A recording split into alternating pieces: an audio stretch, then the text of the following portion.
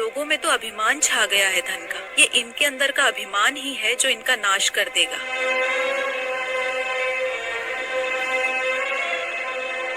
शाम को सम्मन गुरुजी और संतों से बहुत अधीन होकर भोजन के लिए क्षमा मांगता है और कहता है, भगवान सुबह बखत से भोजन कराएंगे।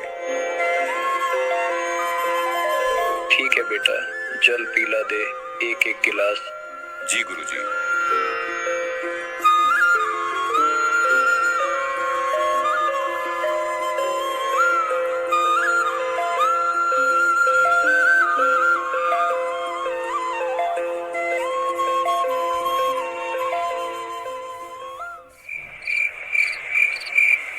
रात्रि 12:30 बजे दोनों पिता पुत्र चोरी करने चले गए। जहाँ चोरी करने गए वो लाला जी का कच्ची ईंटों का मकान था। उसमें अंदर जाने के लिए दोनों ने सुराग कर लिया। ऐसा सुराग, बेटा तू बाहर रहना, मैं अंदर जाता हूँ और यदि लाला जी जाग गया तो मैं इस कपड़े में आटा बांधकर कपड़े को बाहर फेंक दूंगा, तू लेकर भाग जाना। नहीं पिताजी, अंदर मैं जाऊंगा। यदि लाला जी जाग गया और यदि मुझे पकड़ भी लेगा तो राजा के पास पेश करने पर भी शायद राजा मुझे बच्चा समझकर माफ कर देगा, वरना पिताजी यह राजा चोरों को माफ नहीं करता, सीधा फांसी देता है। और पिताजी आप तो बड़े हो, आपको राजा क्षमा नहीं करेगा। मैं बच्चा हूँ, इसलिए शायद मुझे क्षमा कर दे। बेटा अगर तेरे को फांसी दे दी तो मैं जीकर क्या करूँगा, मेरा कहाँ ठिकाना होगा। नहीं पिताजी, मेरी यह प्रार्थना मानो, और मैं फिर भी बालक हूँ, इसलिए शायद मुझे माफी हो जाएगी। ये कहकर सेऊ सुराग से अंदर घुस गया।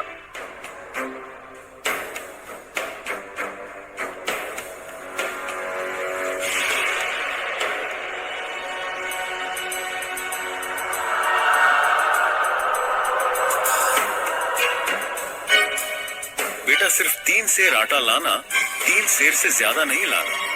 सेऊ ने जल्दी जल्दी लगभग 3 सेर आटा निकाला और अपने फटे पुराने कपड़े में बांधा और चलने लगा। तब एक तराजू की तकड़ी पर उसका पैर रखा गया और जोरदार आवाज हुई, जिससे लाला जी उठ गया।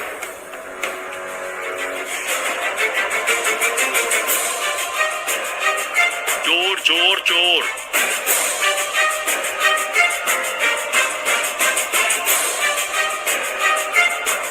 जैसे ही सेऊ बाहर निकलने की चेष्टा कर रहा था, तभी लाला जी ने उठकर चोर चोर करके उसका पैर पकड़कर वापस घसीट लिया। सेऊ ने तब तक आटा बाहर फेंक दिया था और कहा, पिताजी जल्दी से आप ये आटा ले जाओ, मुझे बनिए ने पकड़ लिया है। सम्मन आटा लेकर घर भाग आया और उधर लाला जी ने अपने मकान के ही अंदर सेऊ को रस्सी से खंभे से बांध दिया।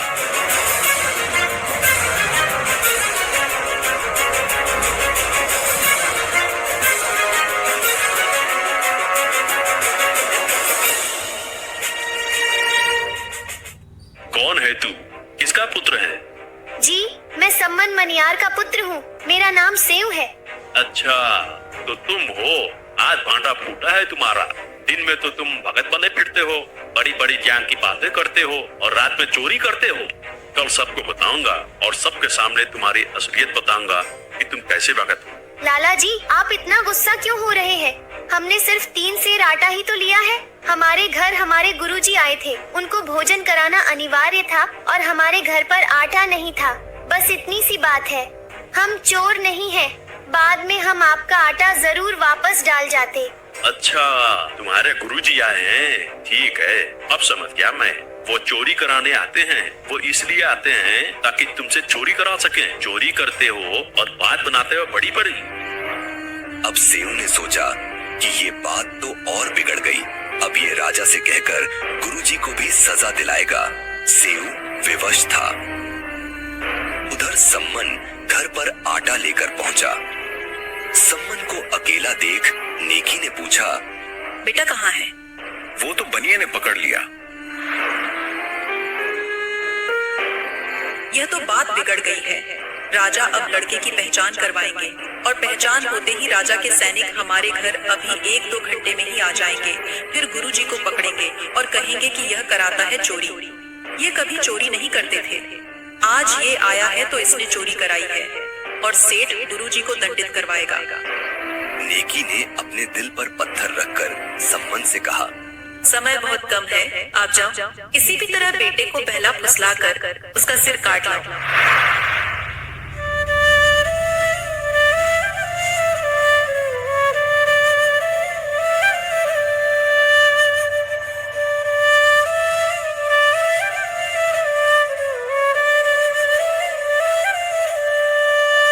सेठ से कहना, बच्चे को छोड़ना मत, रस्से से बांध कर ही रखना। बस इतना ढीला कर दो कि मैं अपने बेटे से आखिरी बार उसके कान में 2 बातें कह सकूं। और फिर जैसे ही वह अपना सिर छिद्र से बाहर निकाले, उसका शीश उतार लेना। फिर सेठ उसे अपने घर में नहीं रखेगा। अपनी जान बचाने के लिए, कत्ल के मुकदमे से बचने के लिए वो सेव के शव को कहीं फेंक आएगा और तब तुम बेटे के शव को उठा लाना।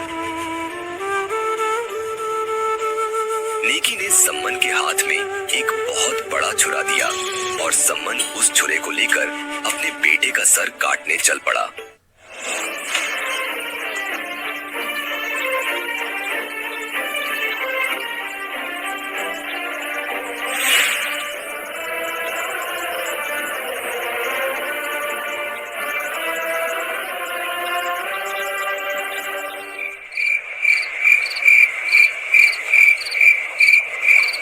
बेटा सेव,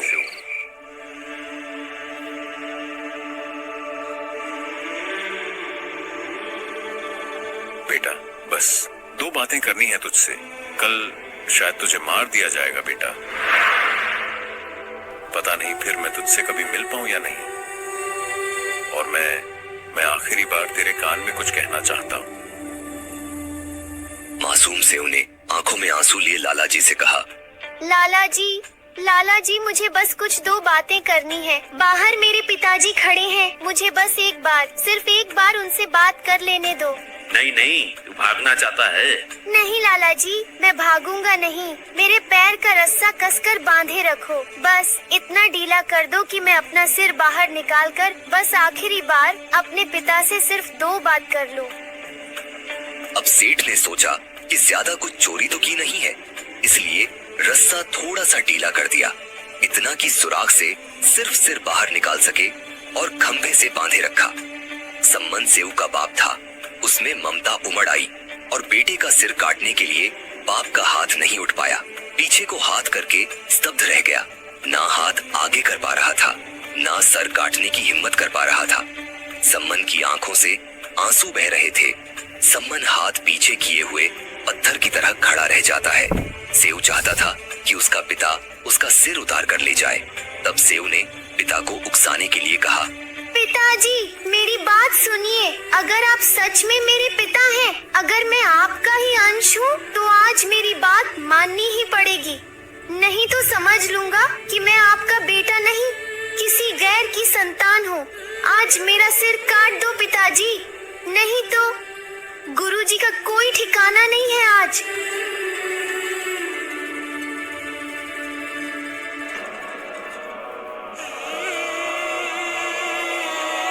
सचमुच हमारे पास तो जेब में एक आना भी नहीं, समय पर खाना भी नहीं मिलता, लेकिन हमारे गुरुजी में कमी बिल्कुल भी नहीं है। गुरुजी तो पूर्ण समर्थ है। गुरुजी तो पूर्ण है, शायद हम ही उनकी रजा के लायक नहीं। हमारे ही पाप कर्म इतने ज्यादा हैं कि हम इतने निर्धन हैं।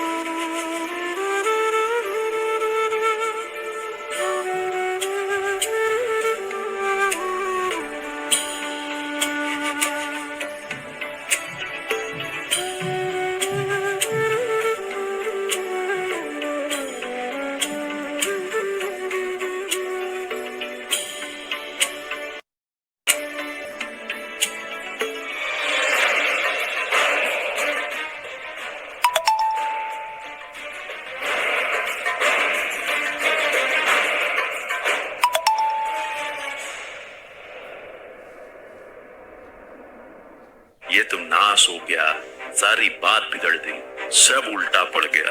अब तो कत्ल का मुकदमा मुझ पर आएगा।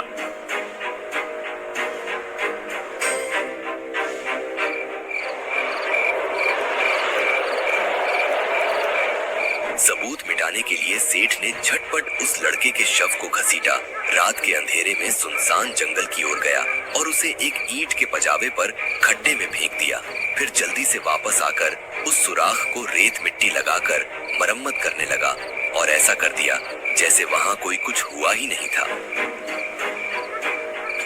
अब नेकी ने बेटे के कटे हुए शीश को देखकर दिल पत्थर का कर लिया और हिम्मत बांधते हुए सम्मन से कहा, ज्यादा समय नहीं है हमारे पास, बहुत हिम्मत से काम लेना होगा। हर कदम संभल कर उठाना जरूरी है। अब आप ऐसे करो, इस सर को यहाँ अलमारी के अंदर छिपा कर रख दो और जल्दी से वापस जाओ। वहाँ लड़के को घसीट कर ले जाने के चिन्ह मिलेंगे, क्योंकि सेठ शव को वहाँ नहीं रखेगा। उसने लाश को घसीट कर कहीं फेंक दिया होगा।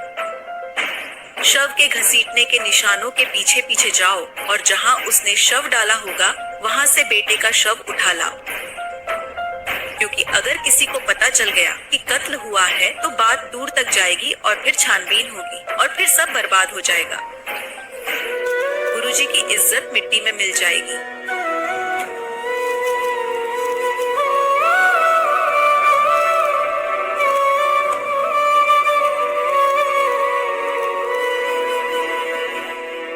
अब सम्मन जब वापस गया तो जमीन पर खून की घसीट की लकीरें थीं।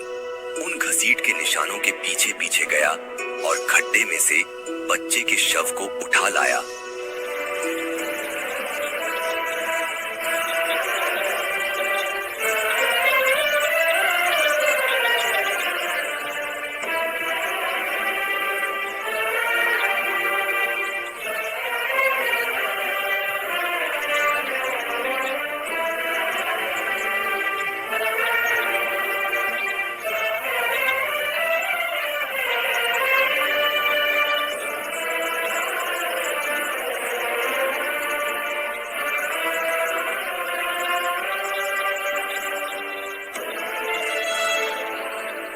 सम्मन और नेकी दोनों ही अपने इकलौते बेटे की मृत्यु की जिस पीड़ा से गुजर रहे थे उसे शब्दों में बयां कर पाना असंभव है। इस समय न तो वो रो सकते थे और न ही अपने अंदर दबाई हुई इस असहनीय पीड़ा को प्रकट कर सकते थे, क्योंकि इस पीड़ा से ज्यादा महत्वपूर्ण था कि कहीं बेटे की ये कुर्बानी बेकार न चली जाए। उनके रोने की भनक भी यदि गुरुजी को लग गई तो बेटे की मृत्यु के बारे में पता चलने पर गुरुजी बहुत दुखी होंगे और भोजन नहीं करेंगे। यदि हमारे द्वार से भगवान भूखे ही चले गए तो बेटे की कुर्बानी व्यर्थ जाएगी। भगवान को भोजन कराने के लिए ही तो बेटे ने अपनी जान तक की कुर्बानी दे दी। इसलिए इस बात का ध्यान रखना बहुत जरूरी था। हमारी किसी भी गतिविधि से गुरुजी को इस घटना का एहसास न हो जाए।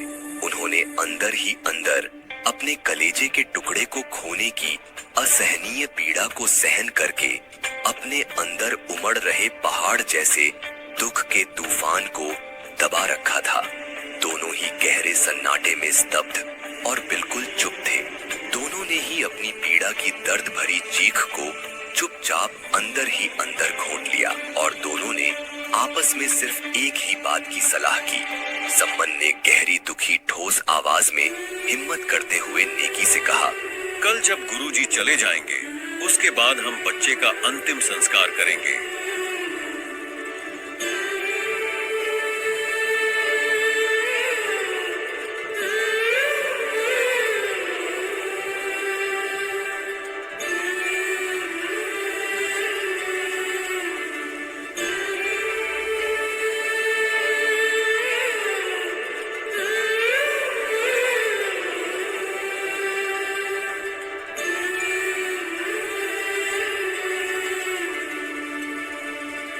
आज की रात उन्हें अपनी इसी दुखद वेदना के साथ ही जीना था।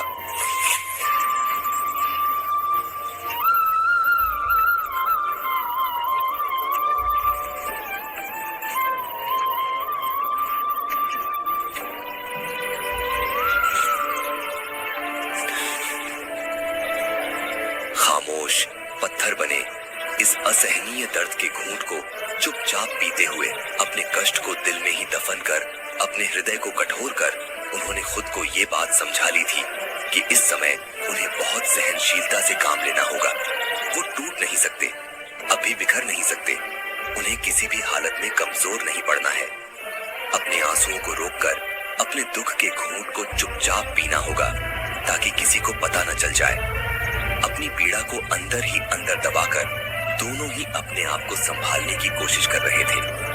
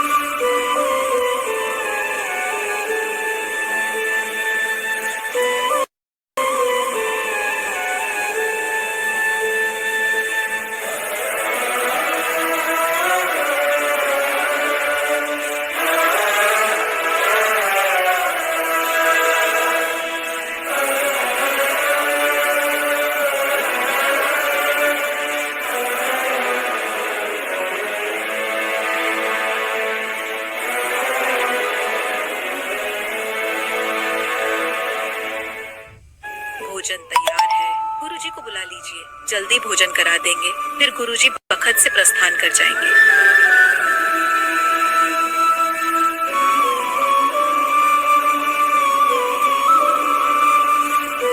दोनों ने सोच रखा था जब तक गुरुजी हैं, अपनी आंख में आंसू नहीं आने देंगे ताकि गुरुजी को एहसास न हो जाए। फिर गुरुजी के जाने के बाद बैठकर रोएंगे। संबल कबीर साहिब जी को भोजन के लिए बुलाने गया। नेकी ने उन तीनों के लिए 3 पात्रों में यानी 3 दोनों में सारा भोजन डाल दिया जितना बना रखा था।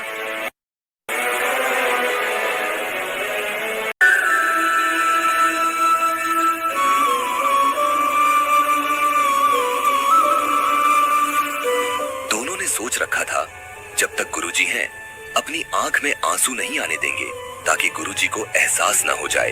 फिर गुरुजी के जाने के बाद बैठकर रोएंगे। संबल कबीर साहिब जी को भोजन के लिए बुलाने गया।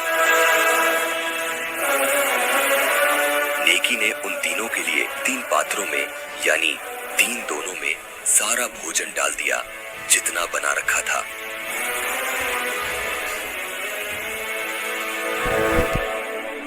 परमात्मा गुरुजी ने कहा, भाई ऐसे करो, इसको 6 दोनों में डालो, 3 तुम हो और 3 हम हैं। महाराज जी, हम तो फिर खा लेंगे, आप खाओ। नहीं, प्रसाद बनाएंगे भाई और सब खाओगे, बैठ जाओ। गुरुजी के ज्यादा जोर देने पर अब वह दोनों बैठकर उन्होंने उस भोजन को 5 पात्रों में कर दिया। फिर परमात्मा यानी गुरुजी ने प्यार से कहा, 5 में नहीं 6 में कर भाई। उन्होंने उस भोजन को 6 पात्रों में रख दिया। पांचों बैठ गए खाने के लिए अपने अपने सामने रखकर। नेकी और सम्मन गुरुजी को ये नहीं बताना चाहते कि उनका लड़का अब नहीं रहा। दोनों मन ही मन यह सोच रहे थे कि हम गुरुजी से इस बारे में जिक्र भी नहीं करना चाहते हैं, और यदि गुरुजी पूछेंगे तो कह देंगे कि कहीं खेलने चला गया होगा।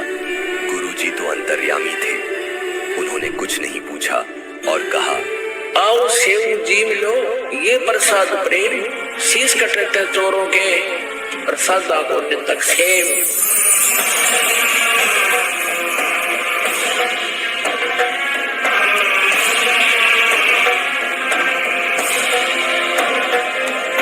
सेव धड़ पे शीश चढ़ा वो बैठा पंगत वहां और नई निशाना गर्दन कहियो वो सेव उठना।